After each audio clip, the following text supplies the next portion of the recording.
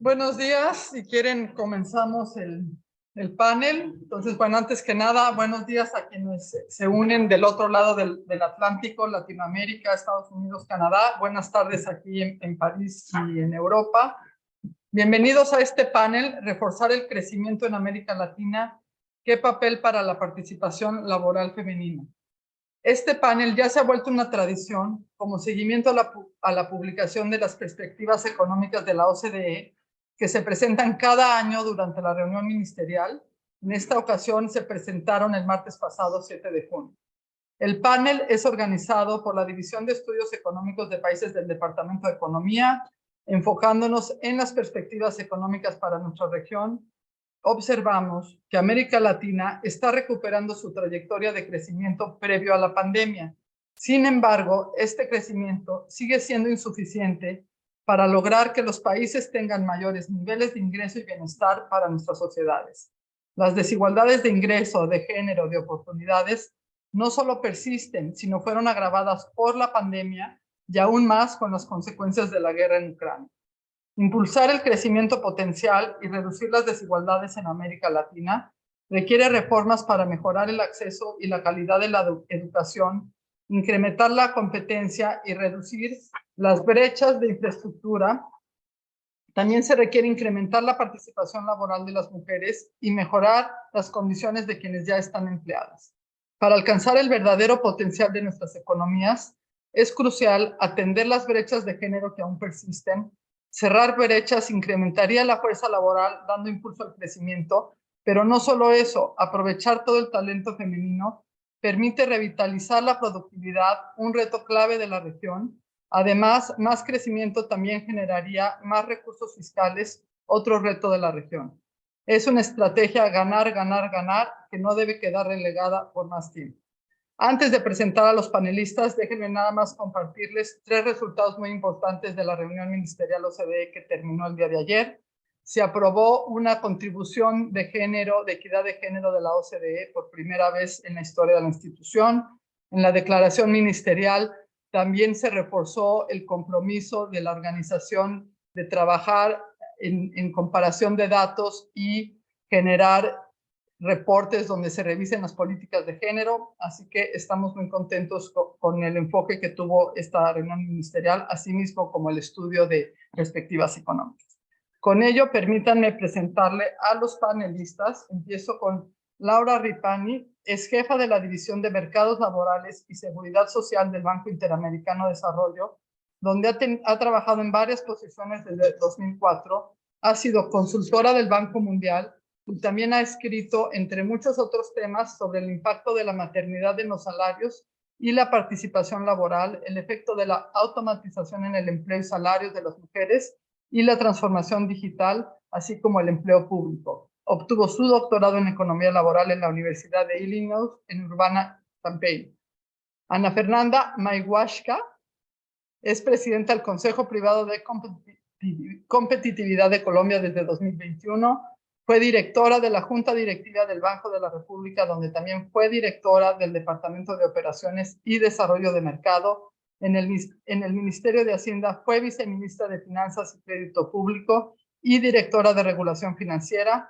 Fue superintendente delegada adjunta para supervisión de riesgos en la Superintendencia Financiera de Colombia y además ha sido profesora en la Universidad de los Andes y es economista graduada de esta universidad y tiene una maestría en Administración de Negocios en la Universidad de Colombia. Álvaro Pereira, que muchos de ustedes lo conocen, es nuestro director de Estudios Económicos por País del Departamento de Economía de OCDE. Fue ministro de Economía y Empleo de Portugal de 2011 a 2013, donde estuvo a cargo de un amplio programa de reformas económicas y laborales. Ha sido profesor en la Universidad Simon Fraser, la Universidad de Columbia Británica en Canadá y en la Universidad de York en Inglaterra, y también es graduado de las universidades de Coimbra y Exeter y obtuvo su doctorado en Economía en la Universidad Simon Fraser. Entonces, déjenme explicarles un poco cómo va a funcionar. Es un panel que tiene 2 sesiones.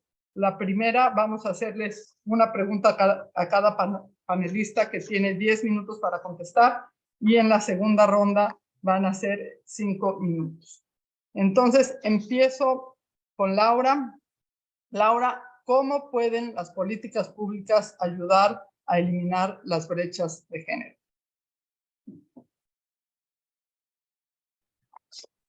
Muchas gracias, embajadora, y me da mucho gusto estar con ustedes aquí hoy conversando de este tema sumamente importante de la participación laboral femenina. Si pensamos en las políticas públicas y cómo pueden ayudar a eliminar las brechas de género, creo que es importante hablar de las normas sociales y los estereotipos. Cuando pensamos en las principales barreras que tienen las mujeres para estar incluidas en el mercado laboral, uno de los temas más importantes que surgen es justamente que los estereotipos o las normas sociales hacen que se piense que las mujeres son las que tienen que tener la mayor responsabilidad de cuidado dentro de la familia. Y eso es lo que efectivamente ocurre en la región.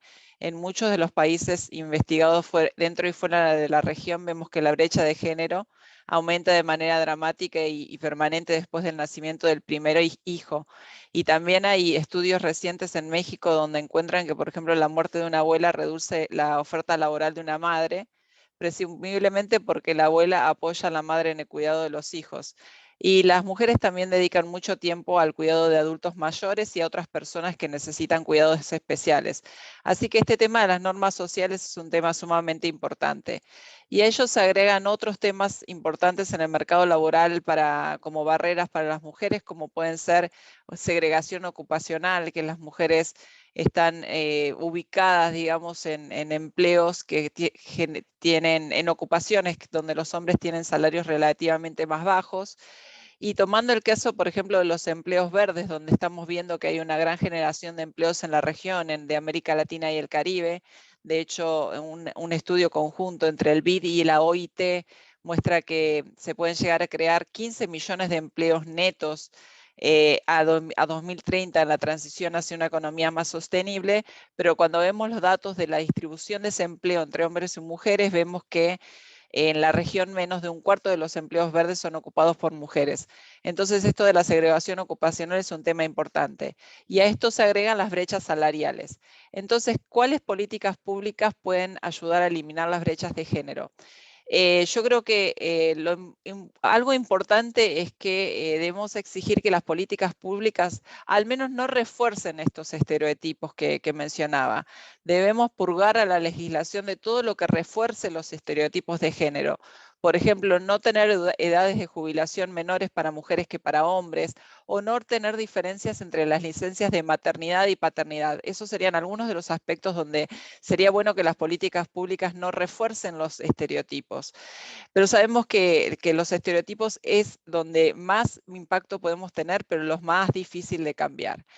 Y reconociendo que cambiar estos estereotipos puede ser difícil, también se pueden implementar políticas para que sea más fácil conciliar las responsabilidades del trabajo con las de familia. Por ejemplo, un sistema de cuidados universal y desvinculado del mercado laboral podría ayudar.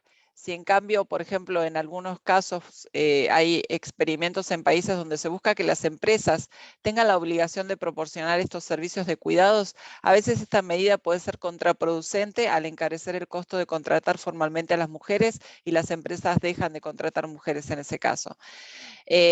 Pero además del sistema de cuidados universal, también hay que asegurar que tengan calidad estos servicios de cuidado. Sería una tragedia ofrecer servicios para el cuidado de niños de mala calidad, porque esto afecta al capital humano de los futuros trabajadores.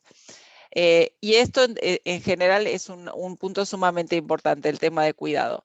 Pero hay otros aspectos de políticas donde se pueda abordar el tema de disminuir las barreras de acceso a la mujer al mercado laboral.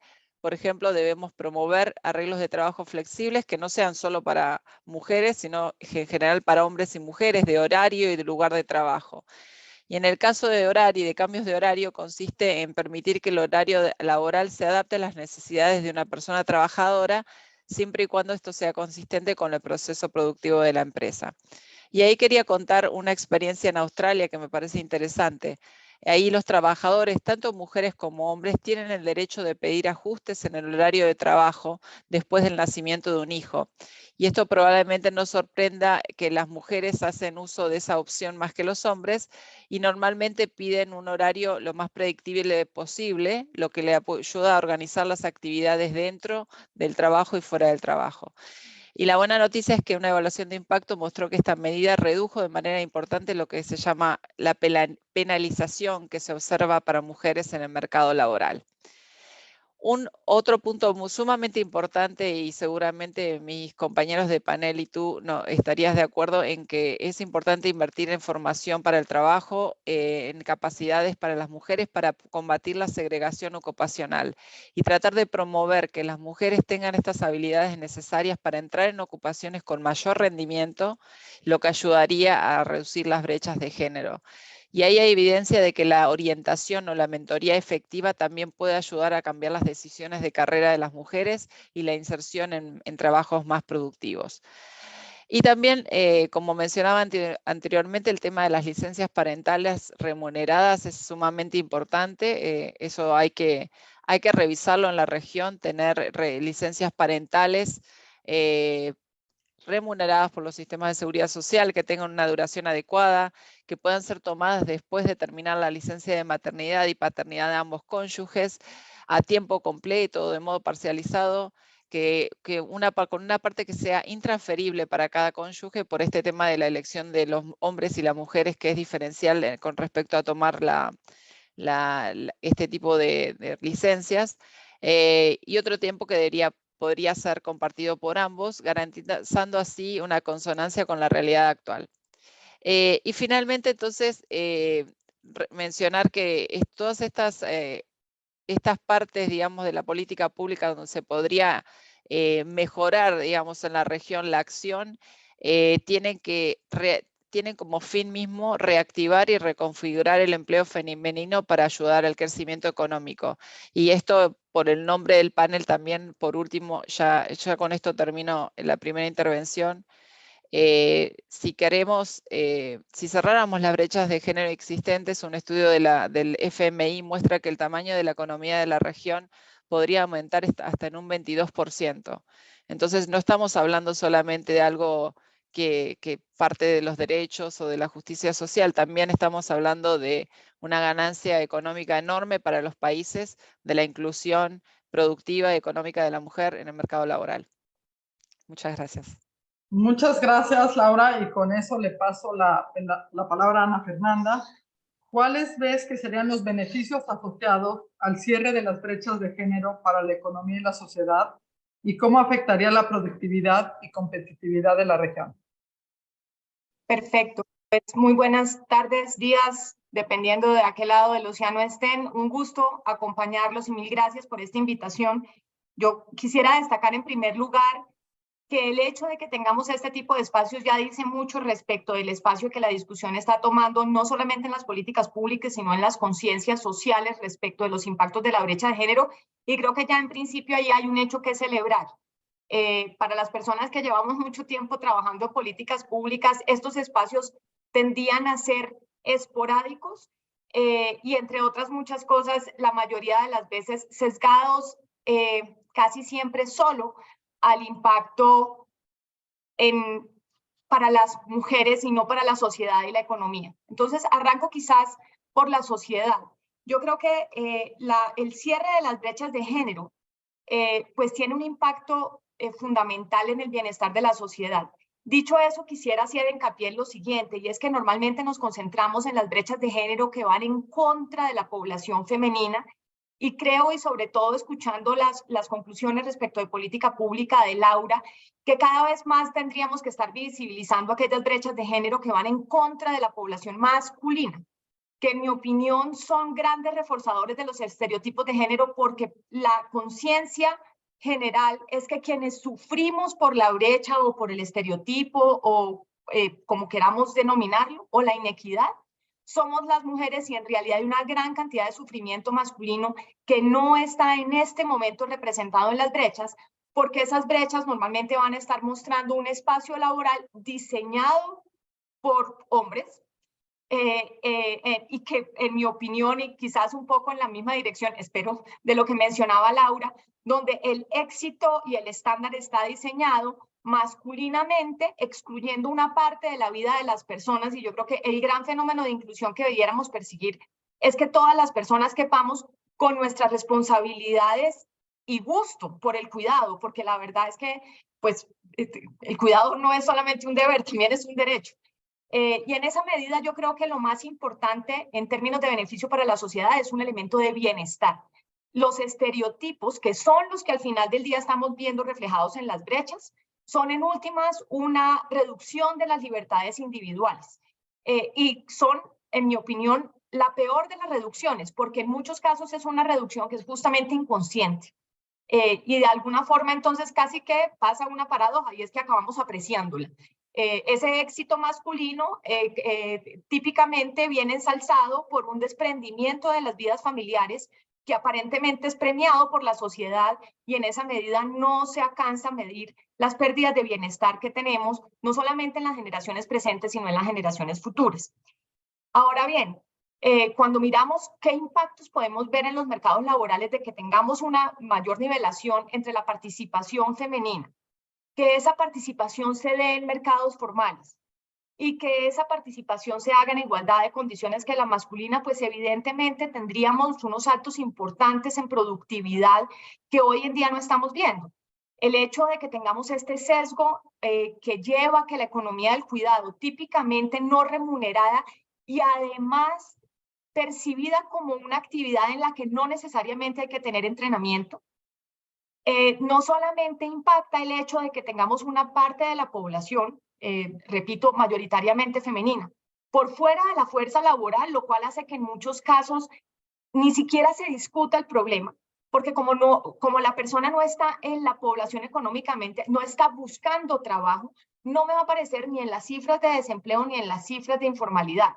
Me aparecen las cifras de participación, pero muchas veces tapada debajo de la composición por género que tienen esas cifras de participación. En el caso colombiano, por ejemplo, de 14,5 millones más o menos de personas que no están en la fuerza laboral, 8,5 millones dicen no participar por estar dedicados al oficio del hogar.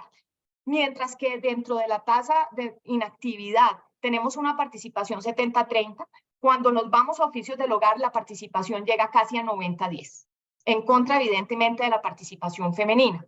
Entonces, lograr que esta fuerza laboral pase a actividades remuneradas que además mejoren su capacidad de prospectos de educación suyos y de su familia, lo cual también, y aquí Laura, que es la experta, me corrige, tiene impactos fundamentales en la calidad de la educación de la siguiente generación. Porque la calidad de la educación, la formación y las actividades de los padres son determinantes para lo que estamos logrando con los hijos, con lo cual para estos países latinoamericanos tiene un impacto fundamental en movilidad social. Y por lo tanto, lograr que esta fuerza laboral participe de manera equitativa y ojalá formal, mejora la productividad de las economías, mejora en consecuencia también la actividad empresarial. Yo creo que probablemente por elementos de diversidad, y aquí me refiero a diversidad que no solamente ampara el género, en la medida en que logremos traer, repito, más personas íntegramente constituidas con sus responsabilidades y derechos de cuidado, yo creo que sistemáticamente vamos a ir a una actividad productiva que es más competitiva porque es más sostenible y porque redunda en beneficios también para las siguientes generaciones, lo cual en nuestra región que tiene estos índices de movilidad social tan bajos es importante. Tenemos además un componente de innovación y creatividad solamente por el hecho de incluir una población que otrora no estaba presente, porque queremos equidad, pero lo que viene lo que viene detrás es una gran cantidad de diversidad de pensamientos, de formas de pensar, de habilidades, estereotípicamente femeninas, estereotípicamente masculinas o no, nos trae un talento más diverso a la mesa, lo cual promueve procesos de innovación que son fundamentales y procesos de innovación que en mi opinión, por esta fase en la que estamos pasando, donde cada vez más las economías van a poner el consumidor en el centro, es fundamental que tengamos participaciones igualitarias de géneros, etnias, religiones y visiones del mundo, porque los consumidores no son solamente hombres o no son solamente blancos o no son solamente con algunas características, y de esa manera así es como mejor se atienden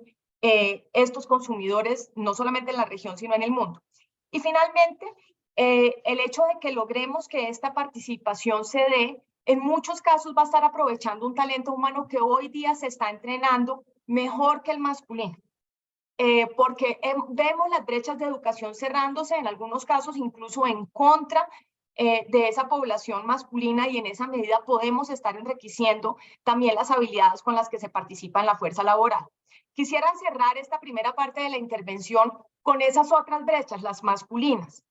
Cuando uno observa una tasa de suicidios que concentra el 80% en los hombres y solamente el 20% en las mujeres, cuando observa las disparidades en tasas de alcoholismo, de consumo de drogas ilícitas que afecta la salud, de población carcelaria y de homicidios, es evidente que hay una parte de las brechas que no estamos recogiendo cuando miramos las brechas solamente en los ámbitos en los que se destaca la menor participación femenina. Y creo que eso ha hecho que de alguna manera no tengamos, no todos, pero no en la conciencia general de a pie, el impacto en bienestar que estos estereotipos de género le producen a todo el mundo, y la idea de que los hombres deberían liderar este movimiento, si se quiere, proceso, trabajo educativo de transformación cultural, no como aliados, que es una palabra que escucho a menudo, sino como protagonistas de un proceso que es bastante lesivo en términos de sus propias condiciones de desarrollo individual. Muchas gracias, Ana Fernanda, y continúo con Álvaro. ¿Cuál es el diagnóstico que hace la OCDE sobre las brechas en la participación de las mujeres en la fuerza laboral?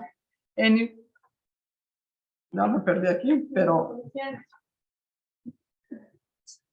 Bueno, adelante, Álvaro. Gracias, embajadora.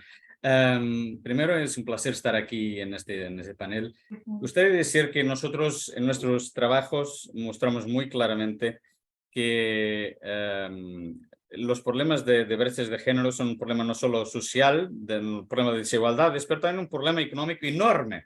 Entonces, lo que decimos es que cuando tenemos brechas tan grandes, eso significa que parte de la economía no está contribuyendo en la parte formal. Claro que contribuye en mucha otra cosa, pero eso tiene un impacto en el PIB que es muy grande. Entonces, es algo que es importante enfatizar. Yo voy a volver un poco sobre eso. Gustaría también decir que en todos los países de la OCDE, con la excepción de 1 o 2, persisten significativas brechas de género en empleo y también de salarios, aunque en la mayoría de los casos se han reducido. Eso también se pasa en América Latina. El promedio de brechas de empleo para la América Latina es de cerca de 23 puntos porcentuales, que es 14 en la OCDE, y en la brecha de participación entre hombres y mujeres es de 24 puntos porcentuales. Por eso son brechas muy significativas. También importante decir que en algunos países de América Latina estas brechas son especialmente importantes. Por ejemplo, la diferencia entre la tasa de empleo de hombres y mujeres es alrededor de 30 puntos porcentuales en México y de alrededor de 25 puntos porcentuales en Colombia y Costa Rica. Por eso estamos hablando de brechas que son muy significativas. Cuando estas mujeres están trabajando, lo hacen más frecuentemente en trabajos de peor calidad que los hombres, por ejemplo, en trabajos a tiempo parcial involuntario. Ese es uno de los temas que nosotros tenemos, no solo en la región, pero países como Alemania y Austria, en que exactamente esos trabajos son muchas veces de tiempo parcial involuntario, y las mujeres también ocupan trabajos informales más frecuentemente. Y otro factor significativo es que también existe una brecha de género en el porcentaje de graduados en carreras de STEM o de ciencias y tecnología que son generalmente mejor remuneradas. Importante decir también que lo que pasó en la pandemia es muy significativo por lo que estas brechas de género han implicado para las mujeres y para los hombres. Como sabemos, la región ha sido una de las que tuve cierres de escuelas más largos, y esos cierres de escuelas casi siempre tuvieron un impacto enorme para los padres y las madres, pero principalmente para las madres, y las tasas de participación bajaron mucho más para las mujeres. Y si hay algo impresionante en los temas que hemos estudiado en muchos países, incluso en Perú, donde nosotros tuvimos la última semana, es exactamente cómo hay un gran nivel de informalidad, y lo que la pandemia ha hecho es exactamente que los rendimientos han bajado dramáticamente por mucha familia, mucho porque muchas veces las personas no pudieron trabajar, y muchas de estas personas han sido exactamente las mujeres. Por eso todo esto implicó que las mujeres salieron masivamente del mercado de trabajo, y aunque ya han vuelto en muchos casos, lo han hecho a trabajos de mejor calidad. Y solo quería terminar con una cosa que yo pienso que es importante, que es los efectos que esas brechas están a tener en los países. En general, para el conjunto de países, mayor desigualdad de género se asocia con menores ingresos per cápita. Eso es muy claro. Nosotros tenemos el capítulo especial que hemos hecho en las perspectivas económicas que hemos lanzado ahora, muestra claramente una correlación entre mayor desigualdad de género, tiene una correlación muy grande con menores ingresos per cápita. Y según nuestras estimaciones, cerrar brechas de género en la participación laboral y en las horas trabajadas en los países de la OCDE podría añadir un cuarto de punto porcentual al crecimiento promedio anual. Para pensar en lo que eso significa que podría elevar el nivel de PIB casi cerca de 10% en 2060. Por eso estamos hablando de un impacto económico enorme que estas brechas van a tener en las sociedades y en los países. También es importante decir que la OCDE ha realizado estimaciones con datos desagregados de empresas y ha encontrado que las diferencias en la diversidad de género, principalmente en términos de juntas directivas, es uno de los factores que explica las diferencias en productividad entre las firmas líderes y las rezagadas. Eso es muy importante, entonces, que estamos hablando, las brechas no solo tienen un impacto económico enorme, pero también tienen un impacto muy grande en términos de productividad y en términos de las diferencias de productividad entre las empresas. Finalmente, es importante también subrayar que las normas, es importante cambiar las normas sociales y culturales que perpetúan estas disparidades. Yo pienso que Laura estaba hablando un poco sobre eso también, y que son muy arraigadas en la región. Una investigación reciente de la OCDE que fue enfocada en 25 países europeos sugiere que en promedio los factores relacionados con normas sociales, estereotipos de género y discriminación que afectan la posición de las mujeres da cuenta de 40% de la brecha de salarios, mientras que el efecto de la maternidad sobre la carrera de la mujer da cuenta del restante 60%. Por eso tenemos un impacto muy grande. Y por eso lo que significa que cuando tienes brechas de empleo muy grandes, brechas de salario muy grandes, eso va a significar también que en las pensiones para las mujeres van a ser mucho más bajas en promedio, y por eso tienes brechas en las pensiones muy grandes. Por eso nosotros pensamos que es fundamental mejorar la igualdad de oportunidades, pero yo puedo hablar un poco más de detalle de las políticas que abogamos un poco más tarde. Gracias.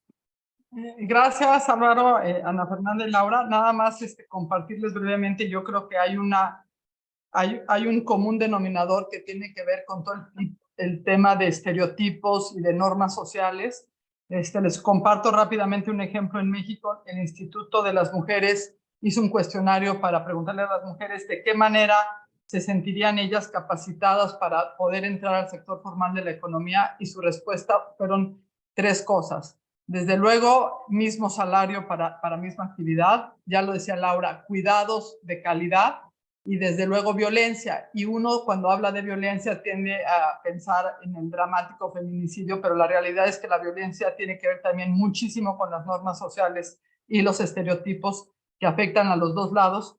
Y yo, antes de pasar a la segunda ronda, acabo con mi promoción de eslogan de la importancia que este año la OCDE se haya enfocado en género, y que aunque ya llevamos años trabajando en género, es sin duda un paso muy importante de la decisión que estamos tomando de realmente enfocarnos en género, medir, tener estadísticas y revisar las políticas de género, que es algo que México ha impulsado desde hace tiempo, porque la única manera de saber cómo estamos los países es saber si tenemos las legislaciones y las políticas adecuadas de una equidad de género. Entonces, para ello paso ya al segundo panel, y para que no digan que no hay equidad de género en el panel, comienzo contigo, Álvaro. ¿Qué puede aprender los países latinoamericanos de la experiencia reciente de otros países de la OCDE en políticas para incrementar la inserción laboral de las mujeres? Muchas gracias.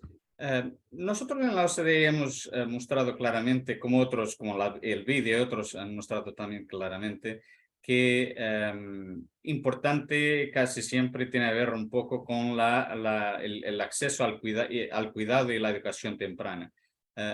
Y sabemos que cuando se baja mucho los costes de esta educación temprana para los padres y las madres, eso tiene un impacto enorme en la participación de las mujeres en el mercado de trabajo. Entonces, para países muy ricos como Alemania, como Austria y también el Canadá, hemos abogado durante muchos años esto. Y ahora me complace decir que países, por ejemplo, con el Canadá, en los últimos meses han introducido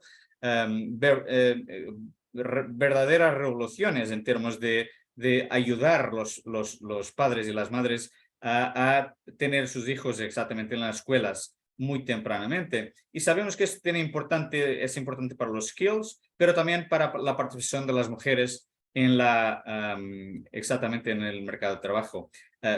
Países como Japón pasa exactamente el mismo. Por tanto, primero, expandir el acceso al cuidado de la educación y de la educación temprana es fundamental. Segundo, importante decir que en términos de políticas, en muchos países, estábamos hablando de Austria o de Alemania o de Suecia y otros, tienen incentivos tributarios muy fuertes.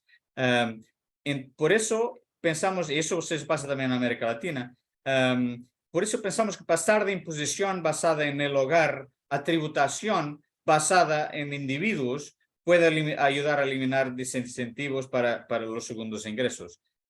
Sabemos que exactamente en muchos países eso es uno de los problemas, que los impuestos discriminan el retorno de las mujeres al mercado de trabajo en términos fiscales que den incentivos. Otra práctica muy frecuente e importante es también mejorar las políticas de permisos por maternidad y paternidad. Hace poco tiempo había una política más de permisos por maternidad y casi no había permisos para la paternidad. Y lo que está pasando en muchos países todavía son muy desiguales los dos, pero cada vez más tenemos a ver introducción de permisos combinados, aumento de la paga por permisos. Por ejemplo, Australia está haciendo eso, pero otros países están exactamente aumentando los permisos por la paternidad, para que pueda haber un poco más de equilibrio entre las madres y los padres también. Eso puede ayudar también a las madres a volver en el mercado de trabajo un poco más temprano. Pensamos también que es importante de aumentar la flexibilidad en las condiciones de los contratos laborales. Yo pienso que Ana estaba hablando un poco sobre eso. Esto es muy importante para la región y claramente no beneficia solo a las mujeres, pues puede ayudar a bajar el empleo informal para todos. Pero dado que las mujeres tienen trabajos más frecuentemente, entonces este tipo de trabajos, entonces ayudará a que las mujeres obtengan empleos de mejor calidad. Y finalmente, importante que los gobiernos también avancen con políticas para impulsionar que las juntas directivas puedan ser más equitativas y más equilibradas, pero también en términos de budgeting, lo que se llama gender mainstreaming o gender budgeting. Muchos países estamos hablando de que introducción de leyes o requerimientos para servidores públicos para la promoción de igualdad de género, y pensamos que eso puede ser muy importante, e incluso los presupuestos con perspectiva de género que son utilizados actualmente el 60% de los países de la OCDE. Por eso estamos hablando políticas de paternidad más fuertes, mejorar los permisos de la maternidad, disminuir los incentivos fiscales para que las madres vuelvan al trabajo más tempranamente y también, y más importante tal vez, expandir el acceso y el cuidado de la educación temprana. Gracias. Muchas gracias, Álvaro. Vuelvo contigo, Ana Fernanda. ¿Qué retos específicos implican para las mujeres de la región y su empoderamiento económico las transiciones digitales, climáticas y el envejecimiento de la población? Gracias, embajadora. Pues yo creo que arrancando por las transiciones digitales, como lo mencionaba Alba, ahorita todavía enfrentamos unas brechas importantes, aunque hay matices en los diferentes países miembros de la OECD respecto de la participación, formación, entrenamiento y acceso de las mujeres al mundo digital. Al mundo digital quiere decir no solamente su formación, su participación en estas carreras STEM, sino también el acceso a Internet. La brecha en términos generales sigue siendo bastante amplia, del 17% para 2021, o por lo menos así lo vemos nosotros en los datos de la Unión Internacional de Telecomunicaciones. Cuando miramos la brecha de uso, vemos todavía una brecha de uso de 11.6%. Y cuando seguimos viendo cómo son las habilidades digitales básicas, también nos vamos a encontrar exactamente con la misma brecha. En consecuencia, tenemos un reto importante en las condiciones con las cuales las personas tienen que trabajar en el mundo actual.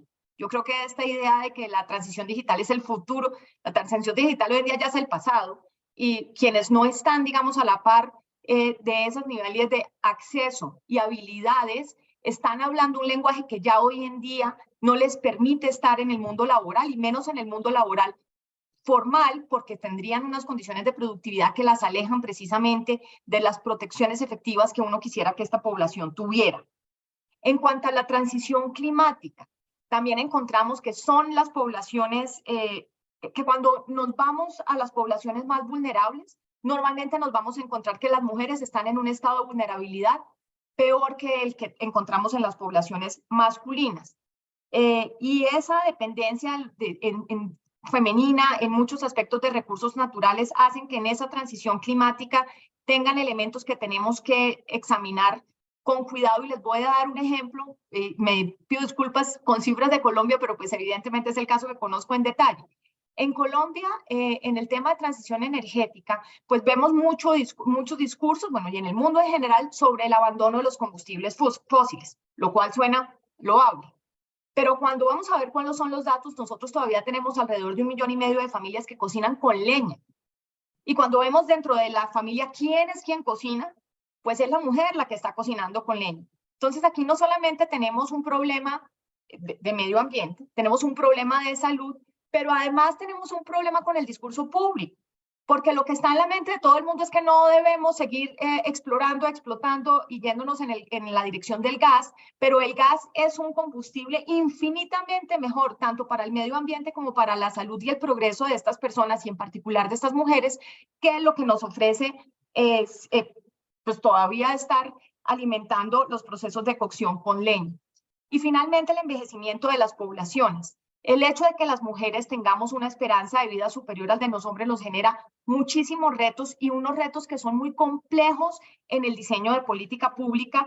Y cito un ejemplo reciente. La Corte Constitucional en Colombia anunció ayer o anteayer la reducción en 300 semanas para el número de semanas de cotización con los cuales se puede cumplir los requisitos de pensión, para reconocer de alguna manera la brecha en términos de trabajo remunerado de las mujeres.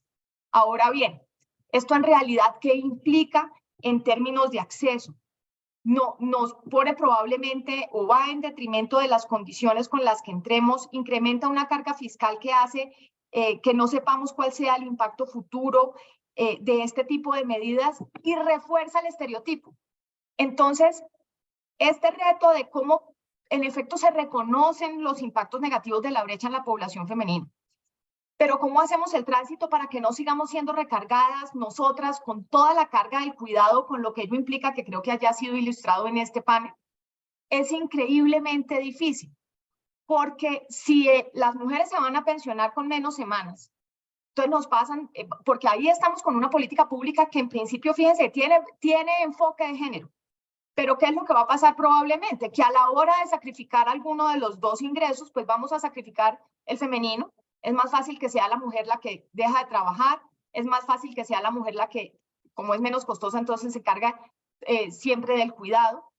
Lo mismo con la edad de pensión, el hecho de tener edades de pensión inferiores a los de los hombres, a pesar de que tenemos una expectativa de vida mucho más alta, pues lo que nos lleva es que nosotros tengamos que salir de la fuerza laboral más temprano, a pesar de que somos o tenemos tasas de desempleo mayores y tasas de informalidad mayores que nos impiden estar en el mundo de la cotización.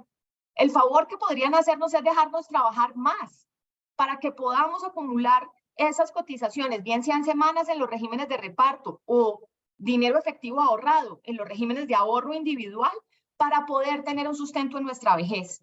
Entonces creo que seguimos teniendo unos retos muy importantes porque existe una delicada mezcla en el diseño de política pública de cómo sí amparar a esta población que ha sido cargada asimétricamente con el cuidado, pero cómo generar los incentivos correctos, como ya lo hemos visto además en varios ejemplos. A mí licencia de paternidad es quizás la que más me gusta, me parece que tiene una gran cantidad de impactos de todo tipo para que el estereotipo cambie y dejemos de reforzar el hecho de que sean las mujeres las que continúan con esta carga de trabajo, no solamente no remunerado, sino que en muchísimos casos afecta su formación de capital humano y la de la siguiente generación. Muchas gracias. Y ahora, Laura, quería que nos dieras tu opinión de cómo afectó a las mujeres y a la brecha todo el impacto del COVID y de la guerra que estamos viviendo. Muchas gracias. Antes de contestar la pregunta, embajadora, quería resaltar esto último que mencionaba Ana Fernanda, me parece sumamente importante, que el diseño de las políticas públicas no afecte la incorporación de las mujeres al mercado de trabajo, todo lo que mencionaba acerca de las diferencias de edades de retiro y las políticas que originalmente se pensaron como una protección a la mujer a veces ahora están interfiriendo en la permanencia del mercado laboral y también, como decía Ana Fernanda, en la jubilación, ¿no? En tener un retiro al final de la vida activa. Y pasando más a lo que consultabas acerca del impacto de la pandemia en el mercado laboral, algo que ocurrió es que en América Latina y Caribe la brecha de género en la participación laboral, teníamos buenas noticias, venía disminuyendo desde el año 2000 y veníamos más o menos bien con esa tendencia dentro de todo, pero ocurrió la pandemia y la pandemia afectó de manera muy marcada a las mujeres trabajadoras, lo mencionaba Álvaro. Por un periodo de tiempo deshizo los avances alcanzados en las últimas décadas.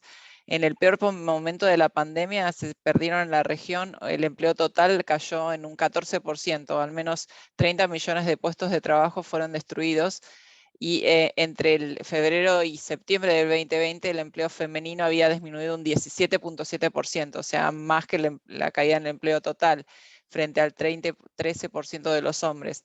Esto es de acuerdo a datos que tenemos en el BID, en un observatorio laboral, que en ese momento era llamado Observatorio Laboral COVID-19 y ahora es más ampliamente llamado Observatorio Laboral.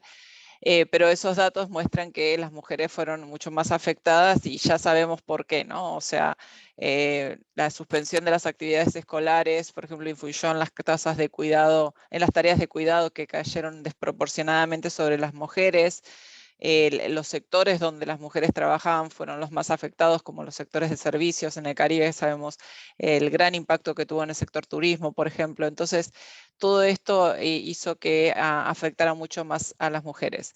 Pero ya llegando a 2023, tenemos datos que muestran que hay una recuperación del empleo en general y una recuperación del empleo femenino, que es una buena noticia por los números generales, pero este crecimiento del empleo femenino lamentablemente se está desacelerando y de ninguna manera supone que se cerraron las brechas que estuvimos mencionando durante todo este panel. Las brechas importantes de género siguen existiendo, se profundizaron, como decía, durante la caída del empleo en la pandemia, el empleo total y el empleo femenino se ha recuperado, pero las brechas de género que mencionábamos siguen existiendo.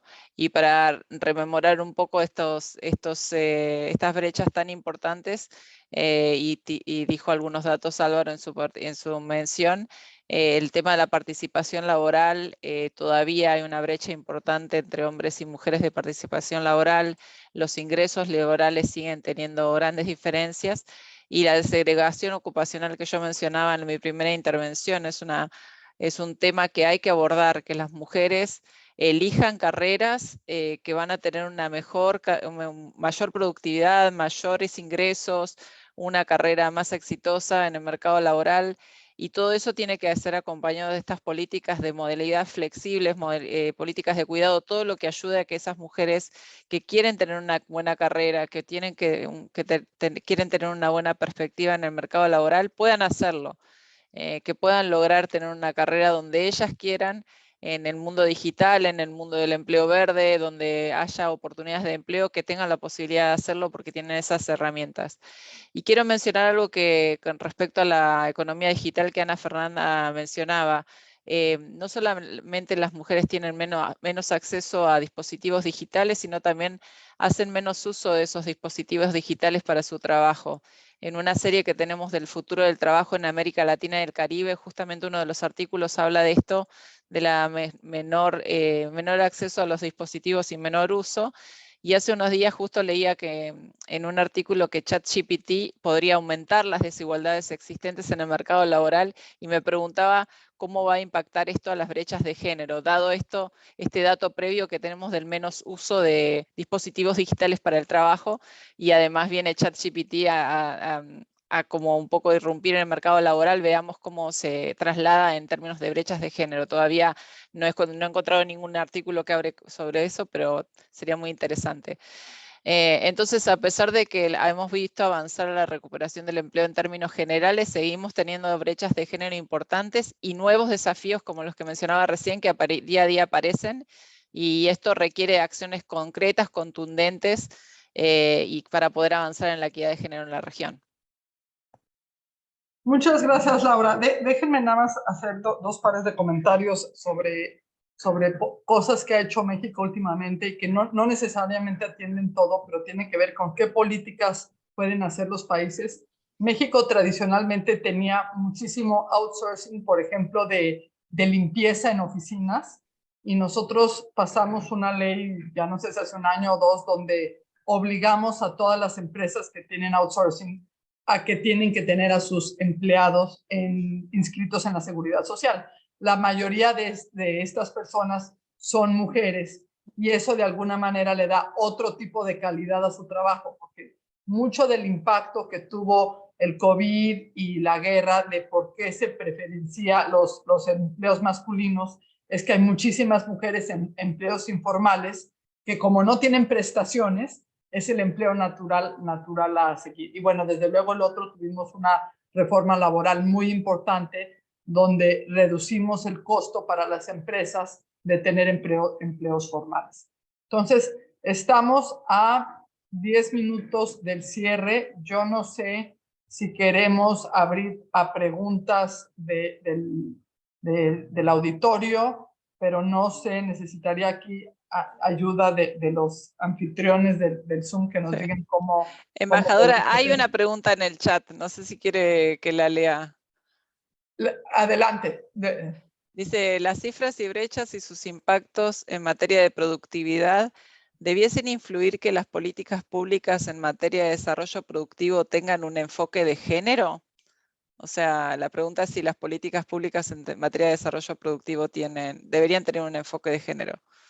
Bueno, yo a reserva de que ustedes también respondan la pregunta, yo creo que una de las cosas que México ha impulsado en OCDE es que todas las políticas públicas deberían de tener un enfoque de género, y uno de nuestros argumentos principales es, así como la OCDE parte de una convención donde tocamos derechos humanos, libertad de expresión, género debería de ser parte de esos valores, ¿no? No solo o sea, las políticas de comercio, las políticas educativas, las políticas de salud deben de tener implícitos un enfoque de género, y es, desde nuestro punto de vista, la única manera donde vamos a realmente poder incluir a las mujeres de todas las formas, ¿no? No solo poniendo pequeños parches en las distintas políticas, pero les paso las palabras a ustedes, primero tú, Laura, y luego Ana Fernanda, para que complementen lo que quieran.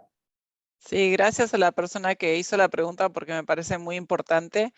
Especialmente en el tema de formación para el trabajo, es fundamental diseñar políticas de formación que estén ligadas al Plan Nacional de Desarrollo, a los sectores más pujantes que están creando empleo en las economías.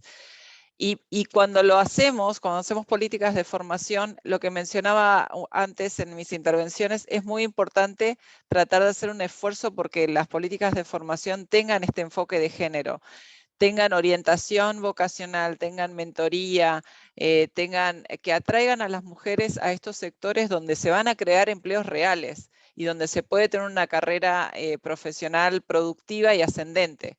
Entonces, este vínculo entre desarrollo productivo, sectores estratégicos, planes de formación y tratar de incorporar a estas mujeres más y más a sectores más pujantes me parece fundamental.